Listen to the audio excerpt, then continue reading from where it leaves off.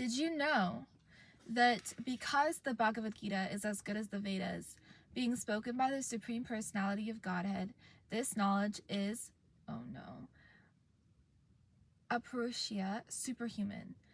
Since the Vedic instructions are accepted as they are without human interpretation, the Gita must therefore be accepted without mundane interpretation. See, that's the main issue, right? Like, we have to understand the Gita as it is for being spoken from God's lips, not in the way that we want to understand it. Therefore, the Gita has to be accepted as it is from the disciplic succession, and it is described herein that the Lord spoke to the sun god Manu. Oh no, to the sun god, and the sun god spoke to his son Manu, and Manu spoke to his son Ishvaku. So Manu is the progenitor of mankind. Essentially, you can read more about him specifically if you're interested, but essentially the Gita was passed down through disciplic succession. So this supreme science was thus received through the chain of disciplic succession, and the saintly kings understood it in that way. But in course of time, this succession was broken, and therefore the science as it is appears to be lost. It's not lost. It is clearly stated that the Gita was especially meant for the saintly kings, because they were to execute its purpose in ruling over the citizens. Certainly, Bhagavad Gita was never meant for the demonic persons who would dissipate its value for no one's benefit and would devise all types of interpretations according to personal whims. As soon as the original purpose was scattered by the motives of unscrupulous commentators, there arose the need to re-establish the disciplic succession. 5,000 years ago, it was detected by the Lord himself that the disciplic succession was broken, and therefore he declared that the purpose of the Gita appeared to be lost. In the same way, at the present moment also, there are so many editions of Gita, especially in English, but almost all of them are not according to authorized disciplic succession. There are innumerable interpretations rendered by different mundane scholars, but almost all of them do not accept the Supreme Personality of Godhead, Krishna, although they make a good business on the words of Sri Krishna. This spirit is demonic, because demons do not believe in God, but simply enjoy the property of the Supreme. Since there is a great need of an edition of the Gita in English, as it is received by the Parampara disciplic succession system, an attempt is made herewith to fulfill this great want. Bhagavad Gita, accepted as it is a great boon to humanity, but if it is accepted as a treatise of philosophical speculations, it is simply a waste of time.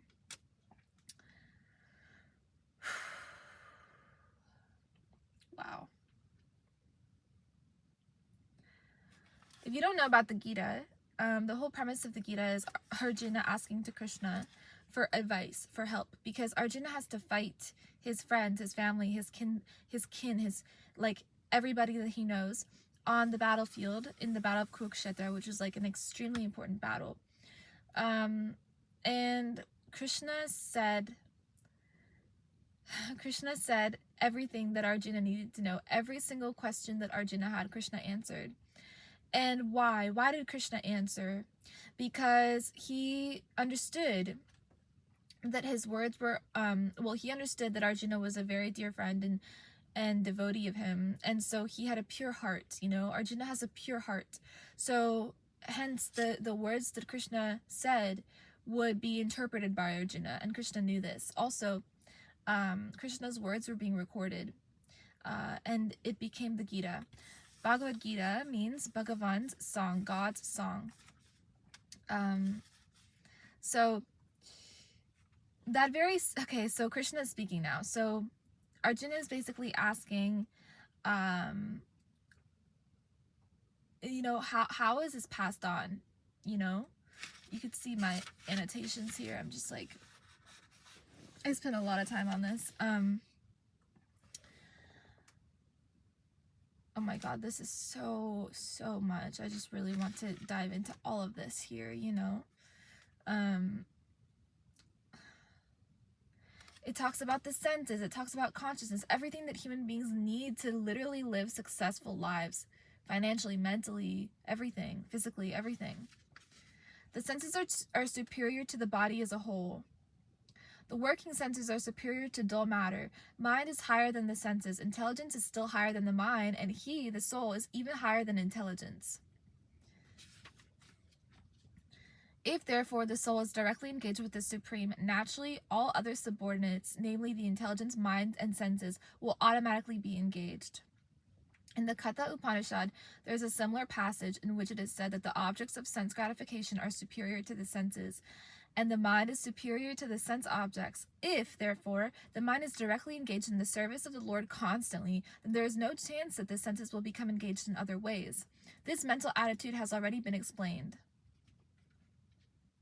Therefore, directly understanding the constitutional position of the soul is the solution of the whole problem. With the intelligence, one has to seek out the constitutional position of the soul and then engage the mind always in Krishna consciousness. That solves the whole problem. A neophyte spiritualist is generally advised to keep aloof from the objects of the senses, but aside from that, one has to strengthen the mind by use of intelligence.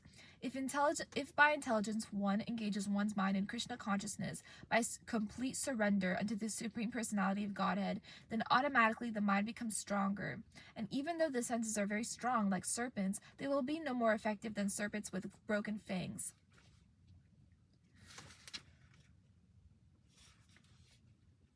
But even though the soul is the master of intelligence and mind, and the senses also, still, unless it is strengthened by association with Krishna in Krishna consciousness, there is every chance of falling down due to the agitated mind. Thus, knowing oneself to be transcendental to the material senses, mind, and intelligence, O mighty armed Arjuna, one should steady the mind by deliberate spiritual intelligence or Krishna consciousness, and thus, by spiritual strength, conquer this insatiable enemy known as lust.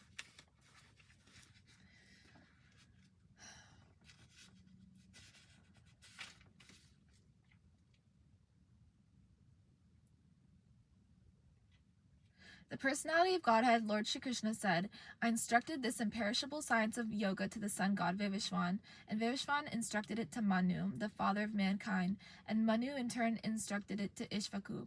Herein we find the history of the Bhagavad Gita traced from a remote time when it was delivered to the royal order of all planets, beginning from the sun planet. The kings of all planets are especially meant for the protection of the inhabitants, and therefore the royal order should understand that the science of the Bhagavad Gita,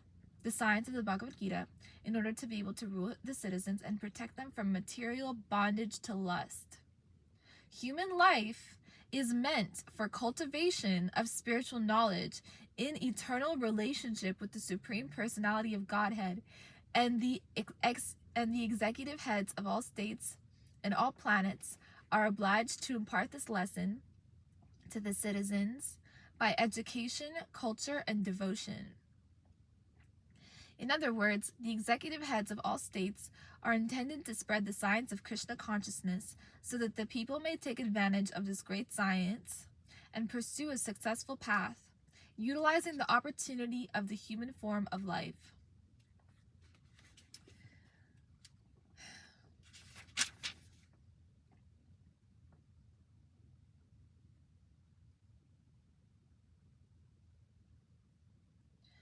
In the Brahma Samhita, it is stated, no, I can't read Sanskrit like this. Oh my gosh. No, I can't. Let me worship, Lord Brahma says.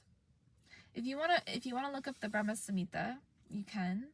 Govindamadi Purusham Tamaham Bhajami. Okay. Let me worship, Lord Brahma said, the Supreme Personality of Godhead, Govinda, who is the original person and under whose order the sun, which is the king of all planets, is assuming immense power and heat. The sun represents the eye of the Lord and traverses its orbit in obedience to his order. The sun is the king of the planets, and the sun god, at present of the name Vivishwan, I'm so passionate, sorry, rules the sun planet, which is controlling all other planets by supplying heat and light. Okay, so the sun is the king of the planets, and the sun god Vivishwan rules the sun planet, which is controlling all other planets by supplying heat and light. He is rotating under the order of Krishna, and Lord Krishna originally made Vivishwan his first disciple to understand the science of the Bhagavad Gita. The Gita is not, therefore, a speculative treatise for the insignificant mundane scholar, but is a standard book of knowledge coming down from time immemorial. At the present moment, we have just passed through the 5,000 years of Kali Yuga, which lasts 432,000 years. Before this, there was Dwarpa Yuga, which is 800,000 years, and before that, there was Treta Yuga. Did I say that right? Dwarpa Yuga, Treta Yuga, which is 1.2 million years. Wow. Thus, some 2,005,000 years ago, Manu spoke the Gita to his disciple and son, Maharaja Ishvaku, the king of this planet Earth. The age of the current Manu is calculated to last some 305 million years, of which 120,400,000 have passed. So a long time. Okay. Accepting that before the birth of Manu, the Gita was spoken by the Lord to his disciple, the sun god Vivishwan, a rough estimate is that the Gita was spoken at least 120,400,000 years ago, and in human society, it has been extant for 2 million years. It was respoken by the Lord again to Arjuna 5,000 years ago. 5,000 years is not a long time. It's not a long time. This knowledge, like, it's not, going to be perpetuated unless we perpetuate it and make it common. Because liberation is the goal of human life. That's why we're here. Like, the goal of human life is not sense enjoyment, which will bind us further to another lifetime here or in lower planets, So we want to get out, essentially. We want to get rich, okay, and get out. That's what we want to do. Because the Gita is as good as the Vedas, being spoken by the Supreme Personality of Godhead, this knowledge is aprushya, superhuman. So we already went over this.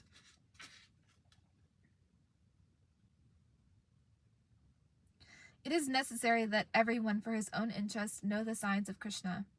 Therefore, when Krishna himself speaks about himself, it is auspicious for all the worlds. To the demons, such explanations by Krishna himself may appear to be strange, because the demons always study Krishna from their own standpoint. But those who are devotees heartily welcome the statements of Krishna when they are spoken by Krishna himself. The devotees will always worship such authoritative statements of Krishna because they are always eager to know more and more about him. The atheists, who consider Krishna an ordinary man, may in this way come to know that Krishna is superhuman, that he is Sat Chit Ananda Vigraha, the eternal form of bliss and knowledge, that he is transcendental, and that he is above the domination of the modes of material nature and above the influence of time and space. A devotee of Krishna, like Arjuna, is undoubtedly above any misunderstanding of the transcendental position of Krishna.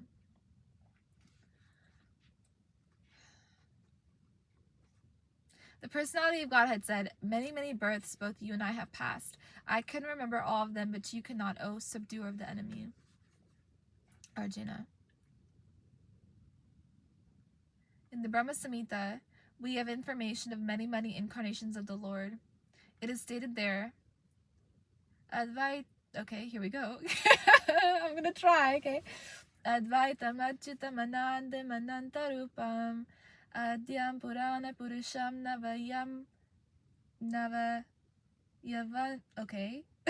Navayavunam Cha Vedusha Durlapama Durlamamatma Bhakto Govindamadi Purusham Tamaham Bhajami.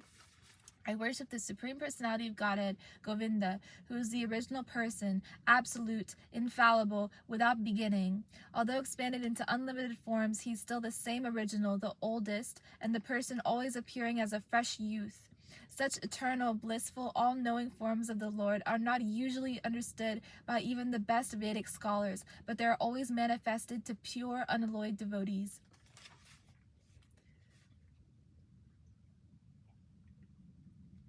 It is also stated in the Brahma Samhita that I worship the Supreme Personality of Godhead Govinda, who is always situated in various incarnations such as Rama, Nrsimha, and many sub-incarnations as well, but who is the original personality of Godhead known as Krishna, and who incarnates personally also.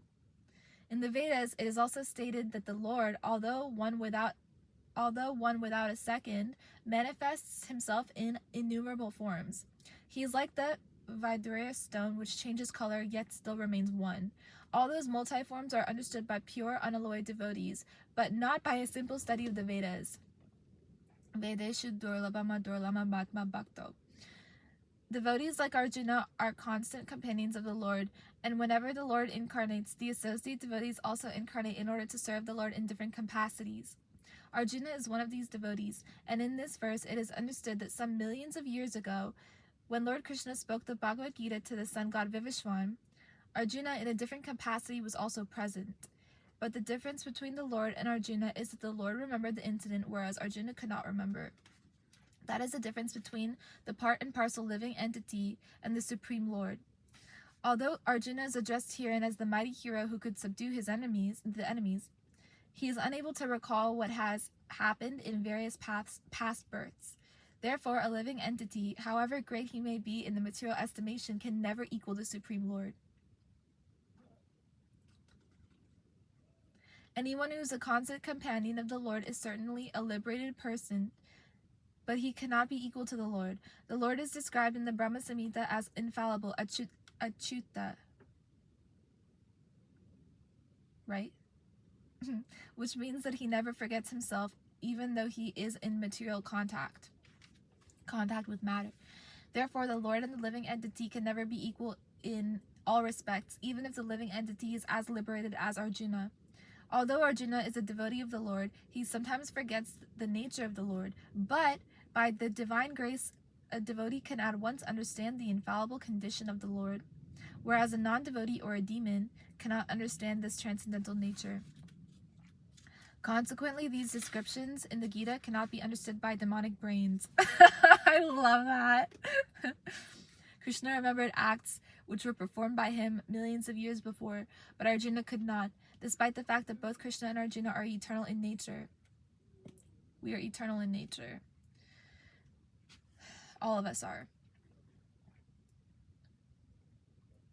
We may also note herein that the living entity forgets everything due to his change of body, but the Lord remembers because he does not change his Sat Chit Ananda body. He is Advaita, which means there is no distinction between his body and himself. Everything in relation to him is spirit,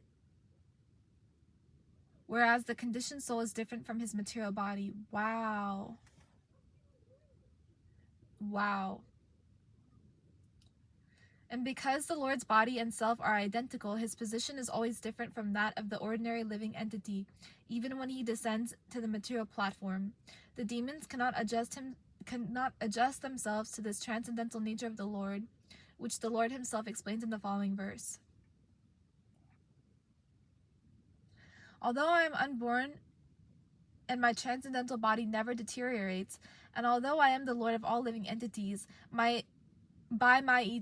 okay, I'm sorry. Oh my gosh, Seema. I'm sorry, hold on. Although I'm unborn and my transcendental body never deteriorates, and although I am the Lord of all living entities, by my internal energy, I still appear in every millennium in my original transcendental form. The Lord has spoken about the peculiarity I'm going to retire after this. The Lord has spoken about the peculiarity of his birth.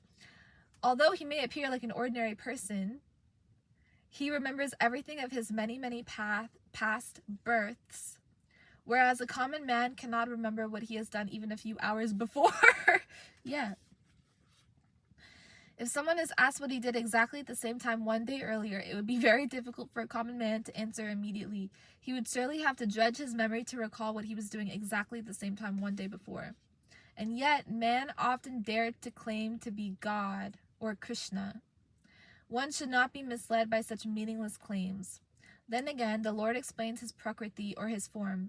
Prakriti means nature, as well as svarupa, or one's own form. The Lord says that he appears in his own body. He does not change his body, as the common living entity changes from one body to another. The conditioned soul may have one kind of body in the present birth, but he has a different body in the next birth. In the material world, the living entity has no fixed body, but transmigrates from one body to another. The Lord, however, does not do so. Whenever he appears, he does so in the same body by his eternal potency. In other words, Krishna appears in this material world in his original eternal form, with 2 hands holding a flute. He appears exactly in his eternal body, uncontaminated by this material world. Okay, although he appears in the same transcendental body, give me a sec. Give me a sec.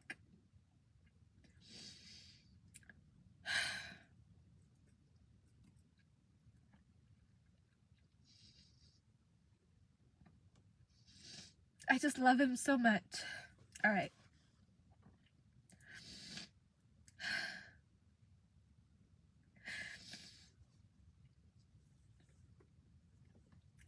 Pause.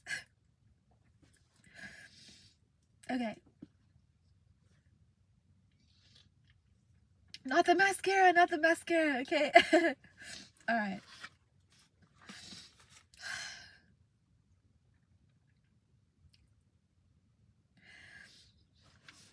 I just love him so much. I have to really stop. I have to just stop. Maybe I have to stop here.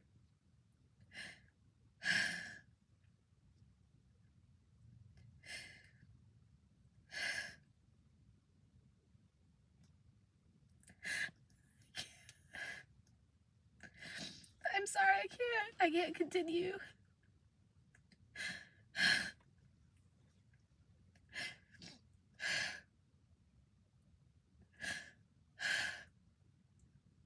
But I have to stop crying.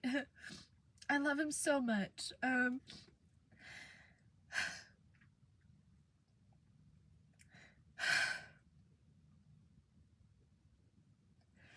He's so merciful. He's so real. He's like more real than anything here. And he's pure love. He's pure.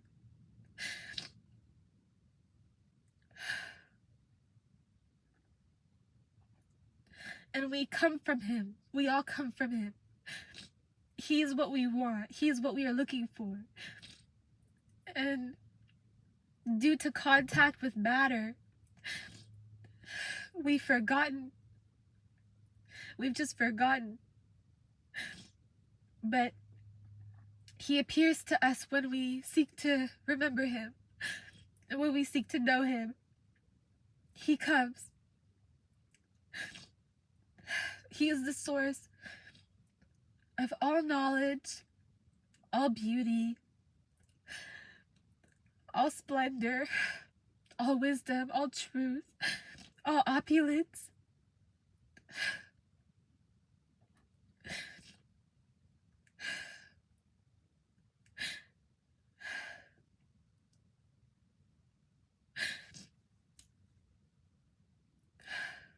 This is why we chant Hare Krishna, Krishna Krishna, Hare Hare, Hare Ram, Ram Ram, Hare Hare.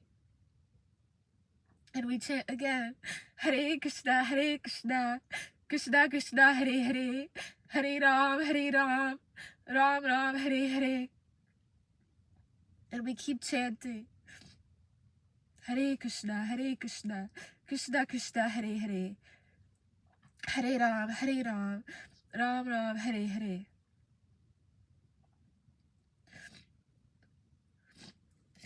And we will be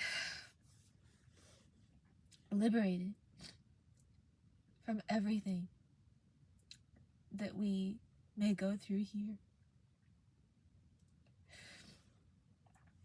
And This body, the pain that we have to go through in our lives, the things we face, the trauma we've had, in a second, just by contact with God, just by connecting to God, by contact with Krishna, He will take and give Himself. He will take everything away from us that is bothering us or that we think is truth, and He will give Himself as truth. He will reveal Himself as truth.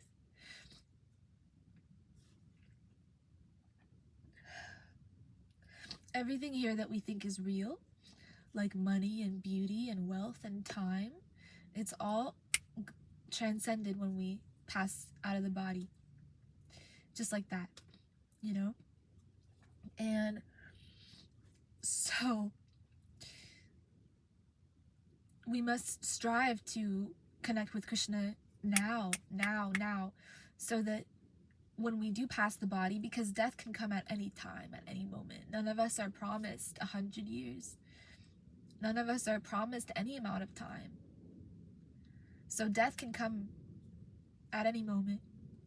So we have to be ready. We have to understand who we are.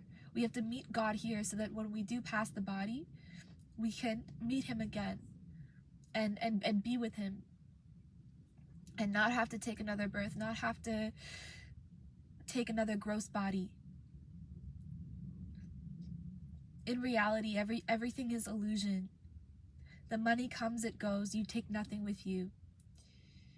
The health comes, it leaves you. We age, we decline. We pass stool, blood, urine. Like, none of us have attained success until we've attained God. And even then, we have to still maintain a connection and seek to stay there in our consciousness. Because if we don't, we're going to get distracted again.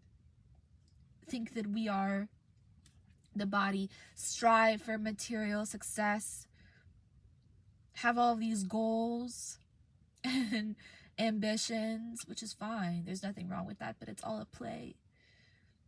It's all a leela, a play. You know, we associate ourselves with, I am a girl, I'm a woman, I'm a man, I'm a father, I'm a mother. It's a play. You are playing a role. It's a character. And we transcend all illusion when we seek to sit with God. And when we actually become successful in sitting with God. That's when we transcend all of the noise, so much effort we put into things, so much importance we place on our pain and our trauma and our identity. It's garbage. And it's not, none of it is lasting. None of it is outlasting time. None of it surpasses time. Krishna says, time I am. Kala. So, what are we doing thinking that we can outlast anything? What are we doing chasing things that don't actually give us any meaning or purpose? What are we doing identifying ourselves with our body, which will fade? And if we are chasing things that do give us meaning and do give us purpose, when we receive them, the meaning and the purpose goes away, right? Because we've attained our goal. Something new is now next. So we are always plagued by something. We're always after something. What a mess. What a waste of life to be constantly chasing passion or desire or love. Everything is here. Everything is here, found here, now, in this instant, in this moment. Like I said, death can come at any time. God is here. Recognize Him. Recognize how He sits within. Recognize Him. Seek to recognize Him. This is why we chant the Maha Mantra, Hare Krishna, Krishna Krishna, Hare Hare, Hare Ram, Ram Ram, Hare Hare. Why? Because this mantra, when repeated constantly, takes our mind away from BS thinking, from random thinking. We can control the mind through mantra, through the Maha Mantra. Why this specific mantra? Because it is repetitive. It is inflective of God's name over and over again. Hare means Radha, which is God's feminine aspect. Krishna is the name of God, Krishna. And we say Rama as another name of God. Hare Krishna, Krishna Krishna, Hare Hare. The tonality of the mantra, the resonance of the mantra has such a specific geometrical pattern when you enunciate it, when you say it.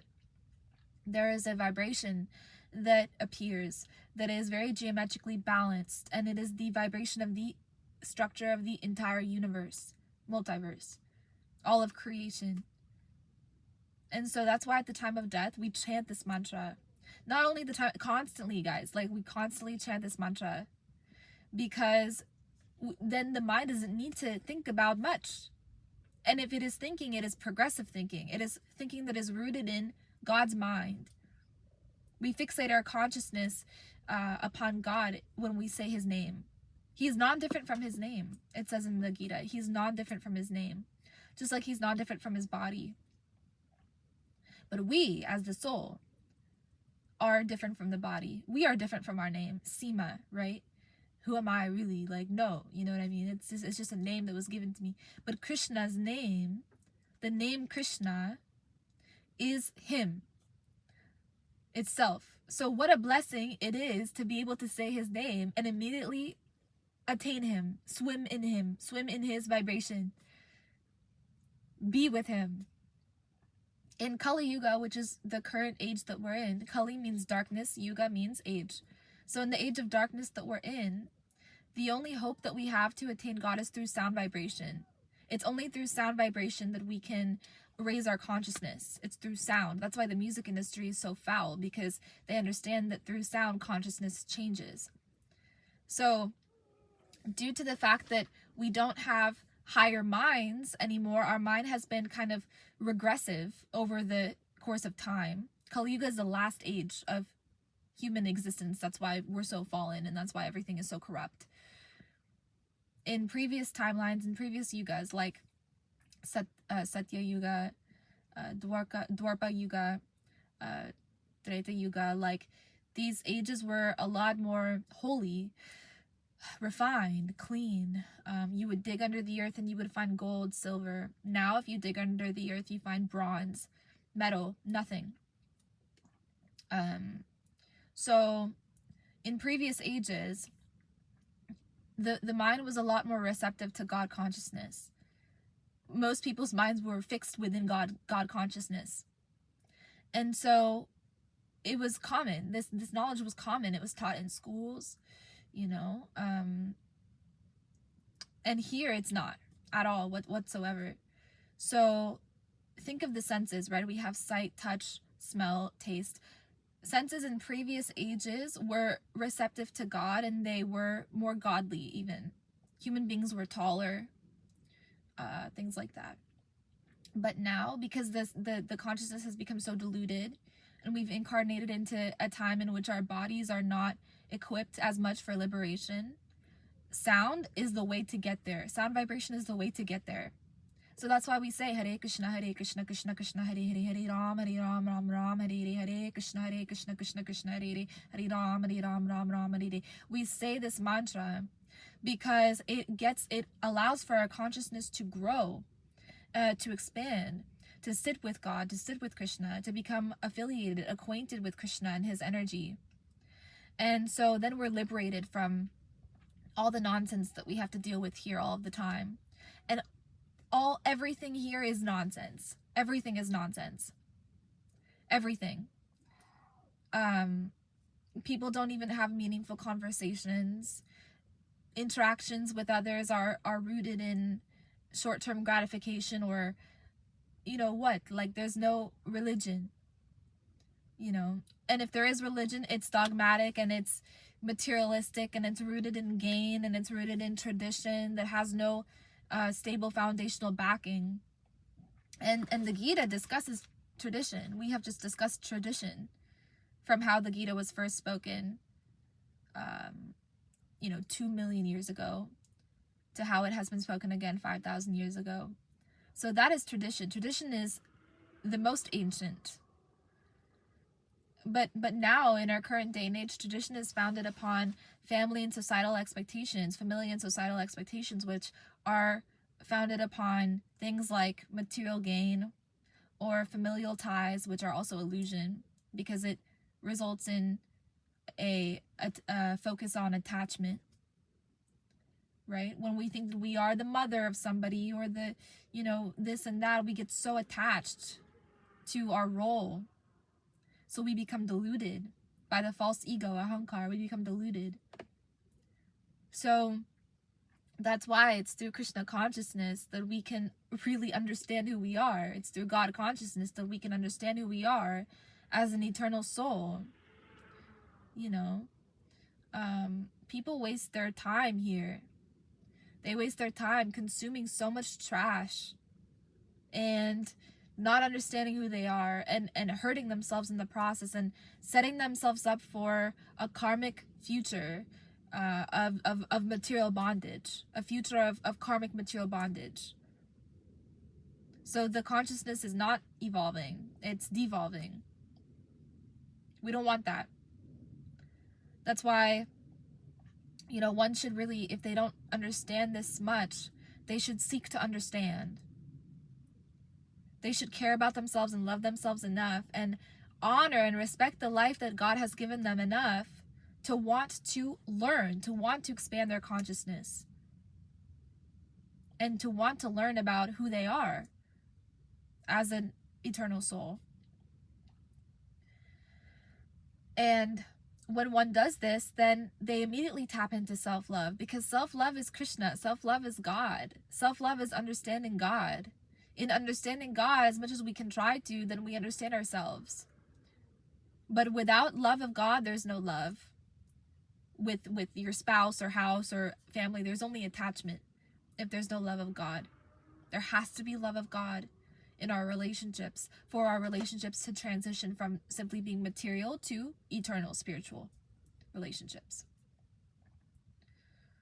Yeah. So thank you for your time. Thank you for watching. I love you very much. If you found this helpful, be sure to let me know in the comments how you liked this kind of different video. I appreciate you if you watched till the very end. Thank you for being here and watching. I'll leave a list of resources down below, including Vedabase IO, where you can read the Gita for free, as well as other Vedic texts for free. And I will leave important information down in the description, so be sure to look at it. I love you. Thank you for watching. Hare Krishna, and I'll talk to you in the next one. Peace.